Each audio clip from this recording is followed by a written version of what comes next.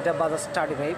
এটাতে drum brake, আমি drum brake করি যে শকআপ থাকে এটাতে, এটা সাকসেশন ছাড়া থাকে। আমি সাকসেশন, এটা পালসারের সাকসেশন শকআপ, এটাতে আমি ইউজ করলাম।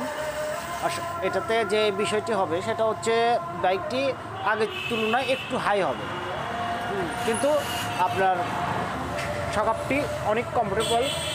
এটাতে রাইড করে অনেকটাই মজা পাবেন। এটা এটা ডিসকভার 35। এই ডিসকভার 35-এর ড্রাম ব্রেকে কিন্তু এই শকআপগুলি থাকে। আমি এটাতে পরিবর্তন করে দিলাম। আশা করি ভিডিওটি ভালো লাগলে বেশি বেশি লাইক, শেয়ার ও কমেন্ট করবেন। সবাইকে অনেক অনেক ধন্যবাদ।